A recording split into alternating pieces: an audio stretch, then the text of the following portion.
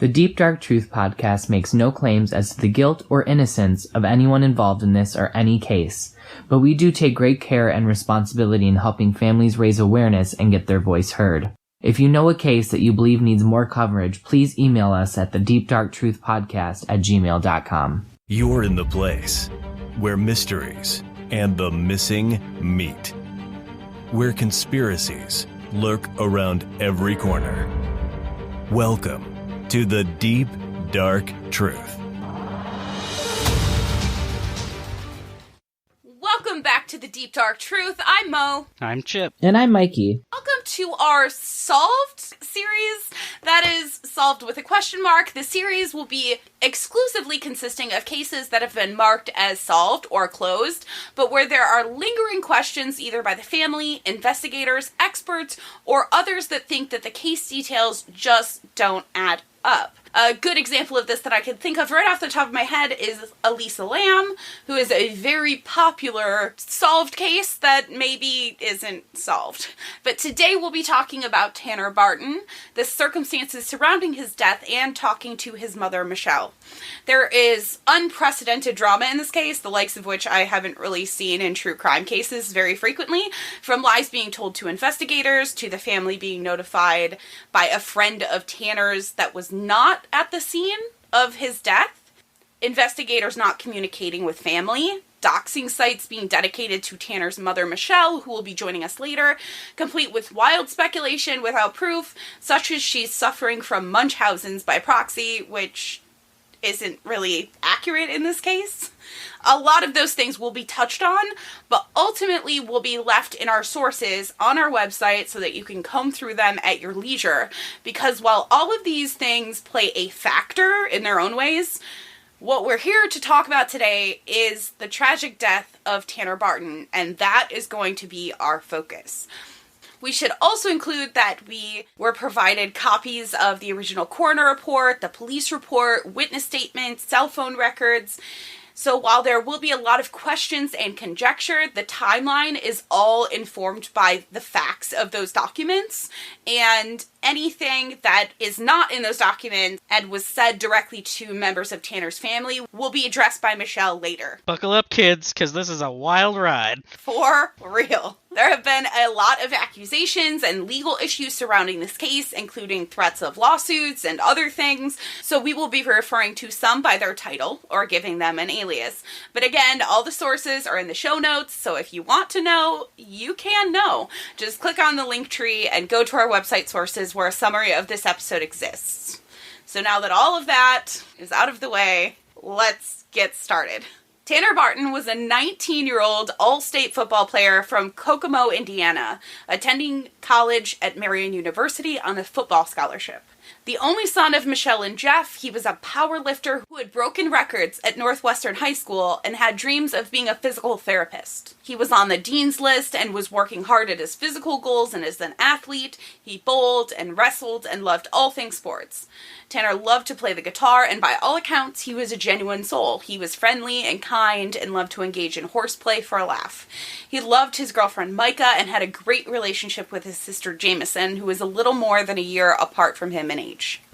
But on April 21st, 2012, Tanner was home for the weekend from college to visit and do laundry for free, like a college kid, and he went to a gathering at a friend's house named Marcus and arrived to the home around 9 p.m. Audience, if Mo sounds a little more scripted than usual, it's because not only has she pored over these notes thousands of times, she's also recounted it a half a dozen times to me and Mikey, trying to figure out what the fuck happened. Just saying it all over and over again, trying to find something that makes sense. So also there is a lot of different players in this whole thing. Maybe we should just go over the list of players before we even start. Listeners, take notes. There's not a test at the end. You just need them. It should be known that this list of players was made specifically because Chip made it to understand. Because names just keep getting said, and it's like the dad and the sister. Wait, do you mean the other sister? No, sister 2, not sister 3. Yes. So, first of all, let's get out of the way really quick that there are 2 Jeffs in this case. Tanner's father's name is Jeff, and also the stepdad that was present at the house of his friend Marcus, his name is also Jeff. So, Marcus Salazar is his friend, and his parents are Carol and Jeff. Jeff is his stepfather. There's also his sister Michele, who was with Tanner, and a stepsister, Kirsten, who was in the house at the time. There's also someone who we refer to as Dr. Veterinarian. Dr. Veterinarian was a family friend and alleged lover to Carol, who was the father to Tommy, one of Tanner's childhood friends. It's complicated, we'll get there. There's also Jameson, who is Tanner's sister, Micah, who is Tanner's girlfriend, and I think that is enough to get you through the case. And of course, Michele, Tanner's mom, who will be joining us later. So Tanner arrived to the house around 9 p.m., and present at the house were his friend Marcus, of course, Marcus's mother and stepfather, Carol and Jeffrey, his sister Michele, and his stepsister Kirsten, as well as mom's alleged lover and family friend, Dr. Veterinarian. Later in the night, Tanner's friend Marcus went to bed, and Tanner and his friend's stepsister Michele decided to go out to Dan's Donuts between midnight and 1 a.m., which was confirmed by witnesses that they saw at Dan's Donuts. Michele told her mother that she was going, and Carol provided them with money for donuts and waited up until they returned to the house. They returned back to the home at 1:47 a.m., which was confirmed by a photo taken on the stairwell. When Michele and Tanner returned from Dan's Donuts, according to Michaela's witness statement, she said that they had just been chatting about Michaela's problems and worries. They had become good friends from Tanner being around the family for the last 2 years. From 2:07 to 2:11, Tanner spoke with his girlfriend on the phone to say their goodnights. If we know that phone call was exactly 4 minutes long, do you know how we know? Because I pored over phone records. So around 3 a.m., Tanner was attempting to go up the basement stairs when he made a funny noise, and then collapsed. Michele stated that she took Tanner's pulse and then stepped over him to sleep on the couch, thinking that Tanner was just kidding. This is what Michele would later tell the police. And he got up, and it all happened he got up and he started going upstairs, I think. But I think he fell and he made this funny noise. So I started laughing. I thought he was joking. And he just laid there on the floor, and I went over to him and I tried to move him, and he made this snoring noise. So I'm like, oh, he's probably passed out. And to be funny, I checked not to be funny, but I checked his pulse, and I felt something, so I don't think that he was dead or anything. Because it was believed that Tanner was joking, no one called 911, and from this point, it would be nearly 6.5 hours before emergency services arrived. Between 8 and 8:30 a.m., stepdad Jeffrey came downstairs and took a photo of Tanner and went back upstairs. Jeffrey says that he followed the family dog down the stairs when he noticed Tanner laying in the stairwell. This seems absolutely bonkers, either way, but for context... In the greater scheme of things in this story, it sounds weird, but, when you set the context of, much less creepy, it's just another puzzle piece. Sounds weirder than it probably was, unless it was super weird. The stepdad, Jeffrey, says that the boys frequently were found sleeping on the floor or in strange places, and that he planned on using the photo to later tease Tanner about it. So he emailed that photo to his wife, Carol, kind of a look where I found Tanner now, look where I found one of the boys now mentality. Carol says that she never actually got a chance to look at it because she was warned before she had opened her email, and that she deleted it without looking. Sounds really strange, but you can also kind of justify it. Schrodinger's creepy. Shortly after Jeff goes upstairs, Michele goes to nudge Tanner awake, and she realizes that something is wrong. So she runs upstairs for help. This is what happened next, according to Jeff's witness statement. Michele came up very upset. Something's wrong with Tanner. Something's wrong with Tanner. What did she say? Asked the detective. Something's wrong with Tanner. I think he broke his nose. And so I immediately went downstairs. And I don't know if she moved him at all, but I know that I rolled him over. And then I saw his face. And I knew instantly when I saw his face he was dead. But I still tried to see if I could get a pulse on him anywhere. See if I could get an airway open. And I couldn't. And Marcus had come down at some point, and I was trying to do something, and that's when I told him to call 911 right now. And so he made the call because I was still trying to see if there was anything I could do for Tanner. And then I told Marcus to call Carol and to tell her to come home. Around 9 a.m., Tanner's mother is contacted by a friend of Tanner's named Tommy. Tommy is the son of Dr. Veterinarian who had been at the house the night before visiting with the family. And it is through this phone call that the family learns of Tanner's passing, or rather that he may have died. We will get back to that in just a few minutes when Michele joins us. At 9:24, the police are dispatched, and when they arrive to the home, they start the police report and the crime scene security login sheet to account for the people that are in the house and those that are just arriving to the scene. Here's an excerpt from that police report. I observed a white male lying at the bottom of the stairs, lying partially on his right side. I was familiar with the subject and later identified him as being Tanner Barton. The male was not wearing shoes, was wearing blue socks, blue jeans, and a dark-colored shirt. The t-shirt was partially pulled up, exposing his abdomen and chest. The right side of his abdomen was discolored along with his right upper chest. The subject's face was very red, and I observed what appeared to be blood or some other bodily fluid exiting from his nose.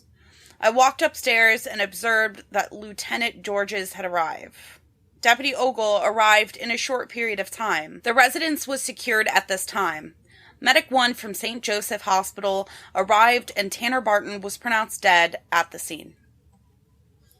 So shortly after this, the login sheet tells us that Carol and Dr. Veterinarian both arrived to the scene at around 9:40. The coroner arrives around 10:40. And with that, let's get into the coroner and toxicology reports.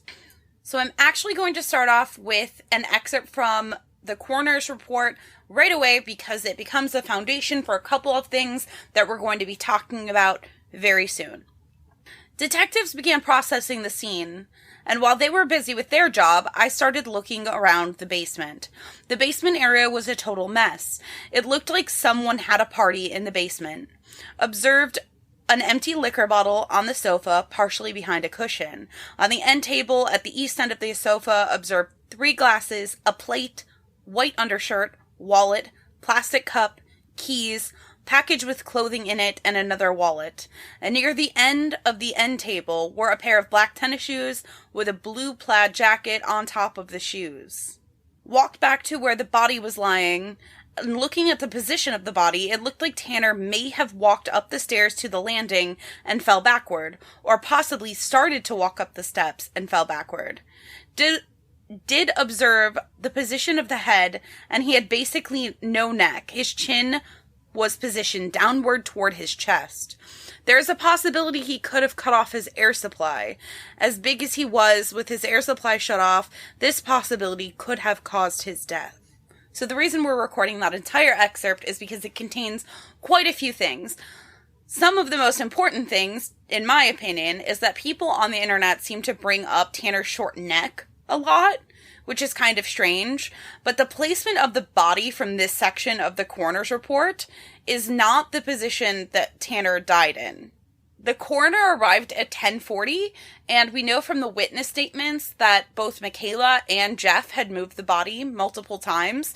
Jeff had been trying to do CPR, so the position that Tanner's neck is in is not the position that he would have originally been in. This is after the body had been moved multiple times.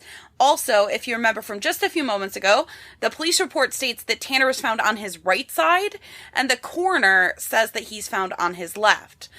Quote, the deceased was lying on partially left side with his right foot touching the bottom part of the step, which is not what the original police report says.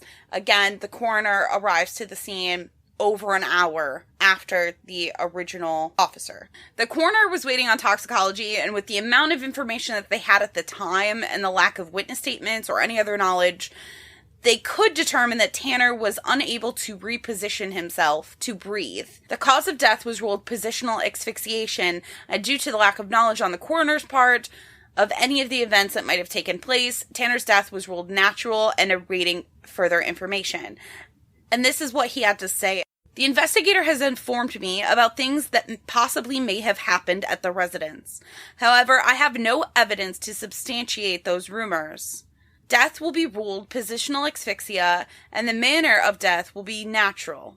This is a very complicated case with many unanswered questions. At this time, I will not be closing this case. This case will remain under investigation. So now it's time to get into the toxicology. And this is where shit gets bananas. Like, there's no other way to put it. Shit just gets bananas. So there are 3 toxicology reports for this case, and none of them seem to match each other. So keep in mind as we go through all of these, the facts that we do know. We do know that Tanner was drinking at the time of his death. And we do know that he had smoked marijuana repeatedly in the days leading up to his death, per witnesses. So the first toxicology report is from Howard County. It's their in-house, I guess you would say. It's their in-house testing facility. So it was on 4/22 from Howard County, a drug panel and a blood alcohol test where Tanner tested positive for THC and cannabinoids and negative for all other drugs that were tested for, and his blood alcohol level was 0.063. The second is a urine test reportedly taken on 4/23. There was a long list of things tested for, and this test says that Tanner was negative for all drugs, including marijuana and cannabinoids in general, which doesn't make sense, but it really doesn't make sense that the coroner's report says that they couldn't get urine from Tanner. So I'm confused. The family's confused. I don't know who's not confused, but don't just take my word for it. This is what the report says. The body was x-rayed and there were no fractures found. Blood and vitreous were drawn. We were unable to obtain urine. These specimens will be sent to the AIT lab in Indianapolis. A blood specimen was submitted to the Howard Regional Lab for an alcohol screen. The alcohol screen tested positive for alcohol. His alcohol level was 0.063%. The last test is the test that they shipped off to AIT Labs that the coroner speaks of in his report. This test will be the last given to the family after the case would close and will be very important later, but for now you should know that they tested for a range of drugs and that Tanner tested positive for THC and cannabinoids. But this time, he tested negative for alcohol. So obviously, this is very frustrating. It's frustrating for the family. I think it's frustrating for anybody that reads these 3 toxicology reports. It's not that they're wildly different. It's that they all don't say the same thing. And that's what science is, right? It's repeating the same thing and getting the same results and knowing that those results are conclusive. But it doesn't seem like this raised any flags to anyone, even though all 3 of these tests say that they're testing for the same things and have different results. It doesn't seem to be mentioned in any reports. It doesn't seem to be any kind of factor when it comes to determining cause of death later or in the eventual closing of the case. But we're going to delve a little bit deeper into this inconsistency and other inconsistencies later. But for now, it is finally the time to be joined by Michele Barton to help give us some context and help us answer some of these questions about things that happened before, during, and after the investigation that are not contained in these documents. But before we get to that, here is a promo from our friends at Books That Burn.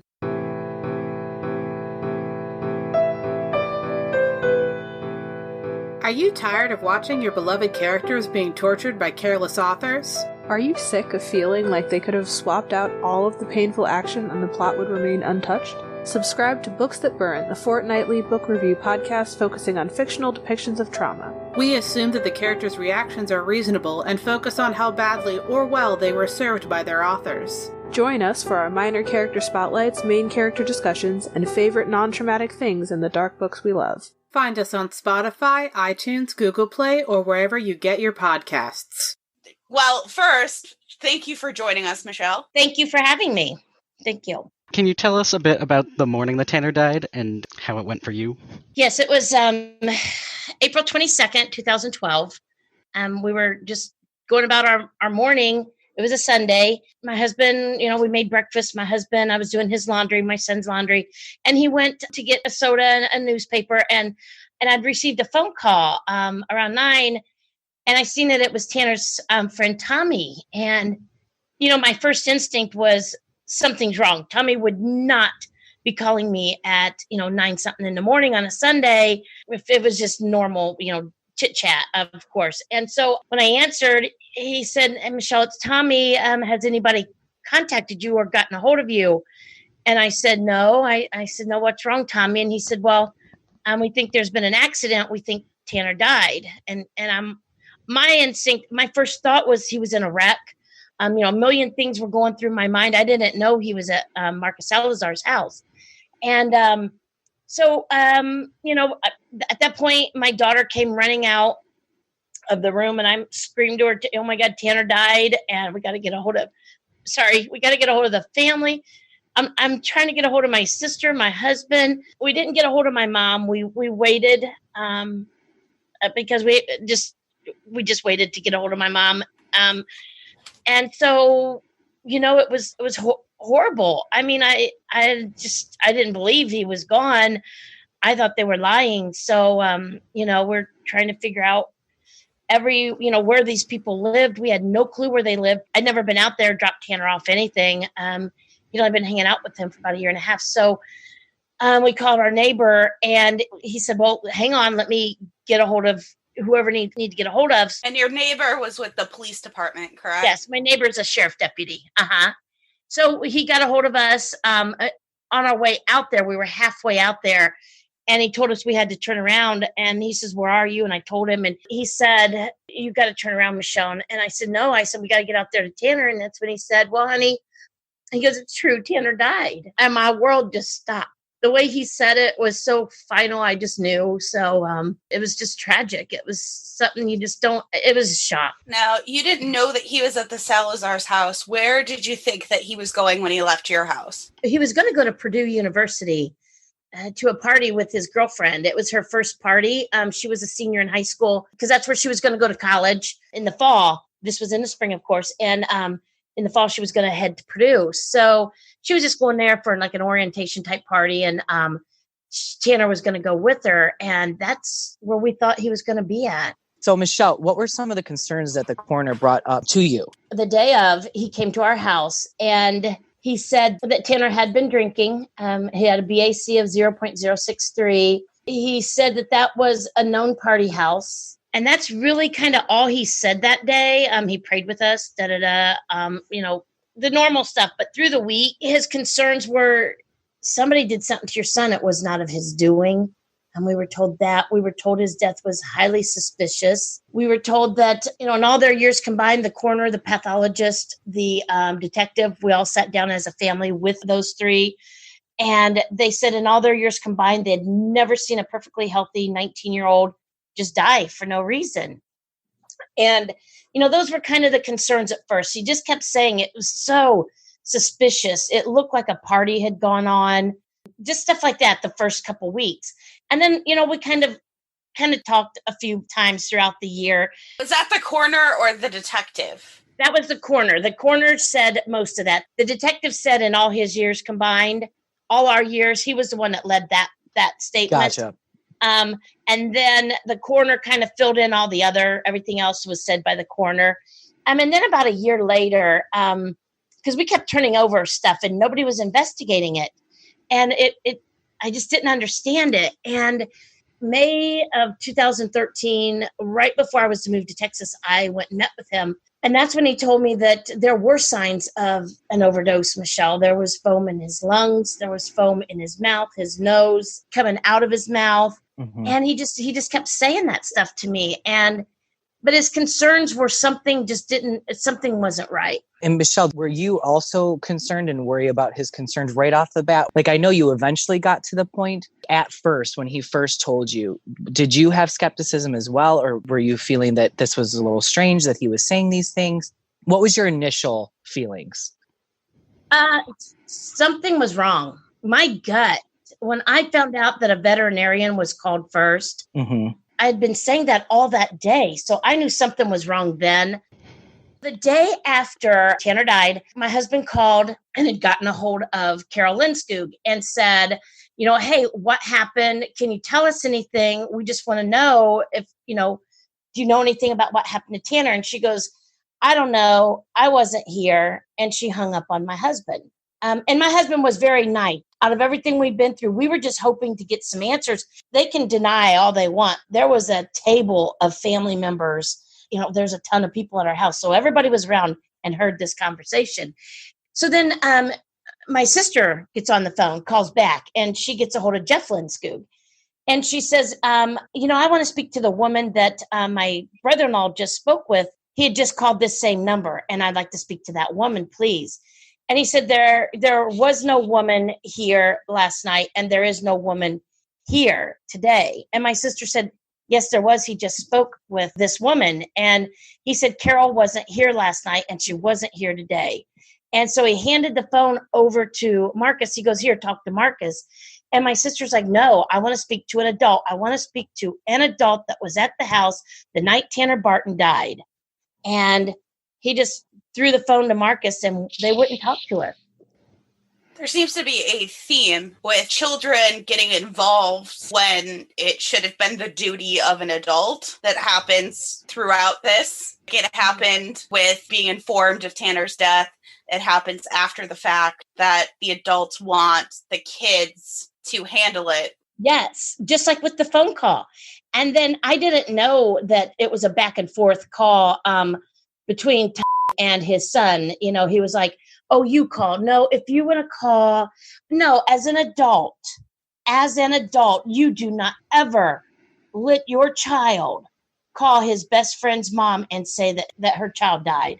No adult should ever do that and put that on a kid, ever. Well, and he wasn't there when it happened. So he wasn't really giving you a lot of information. He calls, he says they think that something happened to Tanner. They think he died. He died. They think, and at this point, he had no involvement in any of this. He wasn't there. He hadn't even talked to anyone aside from his father.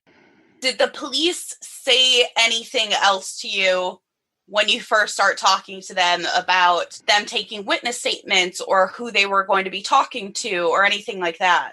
And at that time, no. They just said that they had a bunch of kids come in. They've had family. A lot of adults called the station and gave them information about that house, that it was a known party house, that kids were allowed to smoke and drink and, do drugs and stuff at that house. It wasn't until a few years later, when we sat down with the prosecutor, my family did, is when we actually found out that the veterinarian lawyered up that morning, and kids who were allegedly not at that house that night, their parents lawyered them up. That's why they didn't question a lot of the kids, because they had already been lawyered up. It's all just so weird. It is very disturbing that a child is the one to call you and tell you of your son's death, not an emergency officer, not an adult. Not even someone that was at the house. If Marcus would have called because the parents were calling 911, and so they're like, we're going to call 911, Marcus, you need to call Tanner's mom, that would be a different thing. It still wouldn't be super appropriate, but it also wouldn't be, we think that he's dead, we think something happened. It would be, hey, we're calling 911. Yeah. Like, come here. And that would be a completely different conversation. But it was not that conversation at all. That's why I thought it was so strange. Because that's what I thought. I thought, well, Tommy was there because he said, well, my dad's on his way out there. And I'm like, okay. Because I just figured Tommy was, I don't know. I had a million things going through my head. Well, we needed Michelle's phone number. Tanner's cell phone was sitting right there on the end table. I know Marcus knew Tanner's code because I've seen him get in Tanner's phone before. So I know he knew Tanner's code. And all he had to do was go through and scroll through and see mom and dad, Michelle or Jeff. I mean, our numbers were in there. Right. So that family did not need to go call around 5 different people. They went through that many steps to get a hold of me when Marcus even knew Jameson's phone number. Marcus had my number because Tanner would have had it. You know what I mean? They all had each other's family members Mhm. in their cell phones. Marcus and Jameson are in the same grade at this point, correct? Yes, they are. And Marcus texted Jamie all that day. Afterwards, we had to get on the phone and tell Marcus to leave Jameson alone because he kept texting her and telling her, I wish I had those texts. I wish I would have had those texts, but we didn't think to save them. But he kept texting her all day long, and we finally had to just tell him, leave her alone. And what was the content of those messages? Were they just like he was telling her that it wasn't their fault, and what she was saying was like he just kept saying he was sorry and just stuff like that, and trying to convince her things. Do you think that it was coming from a place of guilt? Yes, I do.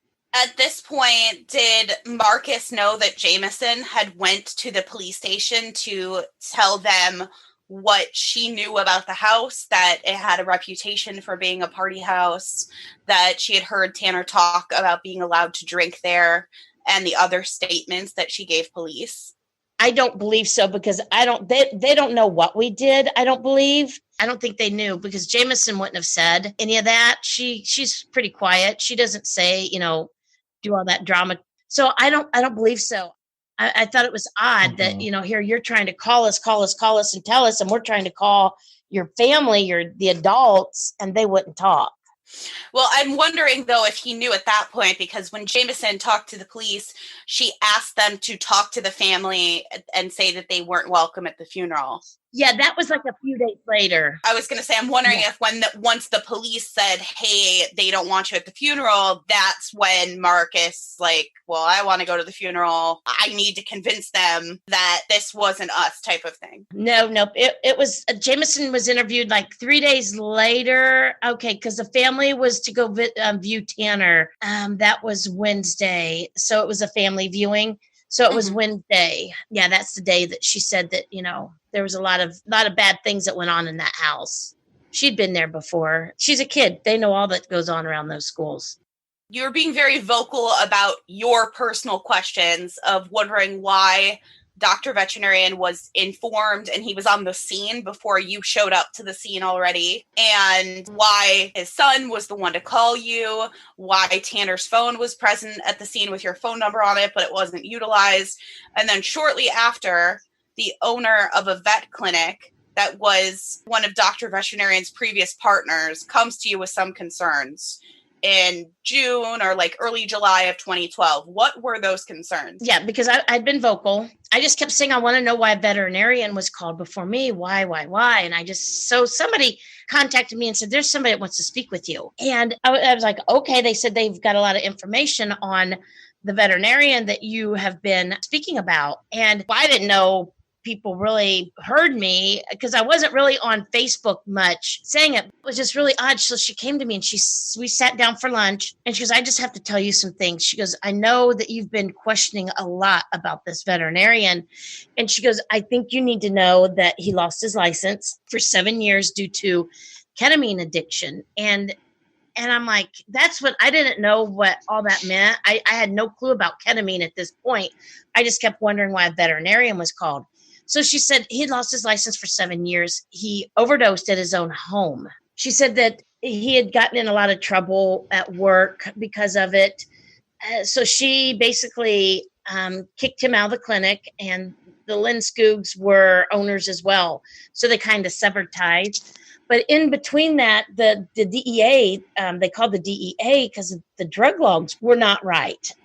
When he did get his license reinstated and was able to use the ketamine for the animals again, he had to be monitored, supervised. And Carol Linskog was his supervisor.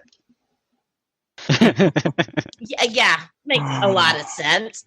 Why are they involved in this veterinary practice? I'm so confused. Jeff trains dogs or something. He's like a dog trainer. And Carol, I have no idea. I don't know how they all met. I honestly don't. I know all the kids go to, so I don't know if that's how they all met.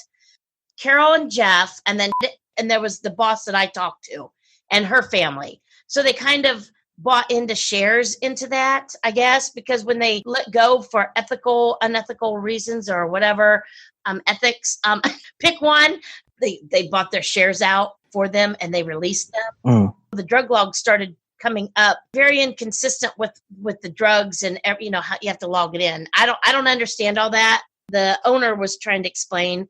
And so she turned all that over to the detective, and she contacted the DEA and told them that there was a lot of things going on at the clinic, and they never responded to her. And she was getting frustrated. And that's about the time that she heard about all this. And she said, you know what? I need to really explain a lot of this. She goes to the detective, drops all that paperwork off, and tells him everything. Then she met with the prosecutor, the deputy prosecutor, her and her husband, with their concerns about a lot of this stuff. So when you go to the investigator after this all happens and you say, hey, I was approached by this woman, she's a partner, this is how this links together, this is what somebody came to me with. It's not that you ever decided to seek any of this out, right? Somebody approached you, then you approached the detectives. They also separately approached the detectives and the prosecutor and such. What was the detective's response to you when you come to them with this? I brought it up. I told him the link to go to badvet.com. Look at that. I told him, I think the way my son died was by ketamine. I said, it's parallel. Look at this. And I said, please, would you test for ketamine? And I said, please, let's get this test. And he said, no, we're not going to do that because we trust our labs. I said, but you've got to have a specific test. I said, look at everything that we are giving you. And he still would not. I asked the coroner. So no, that was the first thing I did. Was as soon as I got done with that meeting, I called him and I told him, I said, we got to test for ketamine. Yeah, and you also started being very vocal about it in your local news and newspapers and different podcasts and even national attention later about how you really wanted ketamine tested for. At any point, was there any pushback on that? Did they say, we've tested for this? They definitely didn't say so in any of their statements. When the media asked them for statements, they definitely didn't say, oh, we've tested for this. Oh, yeah. Or they wouldn't even respond. They declined interview several times. And in 2015, we did the March for Tanner, and they had the coroner, they interviewed him, and he said, we're still working on the testing and all that. We're still investigating. So in 2015, the original coroner said that he was still investigating. So we've went over the events that happened leading up to the death of Tanner, the conflicting toxicology reports, and talked with his mother to give us some context. But this is just the beginning. Join us next time as we delve further into the list of inconsistencies, allegations, and eventual closing of the case concerning the death of Tanner Barton. As always, you can find all of the links to our social sources and more by clicking on our link tree in the show notes. Also, consider joining our Patreon. It'll give you special access to bloopers, bonus clips, bonus episodes, and more. You just listened to the Deep Dark Truth Podcast. See you next time. And remember, your local cryptids want to meet you.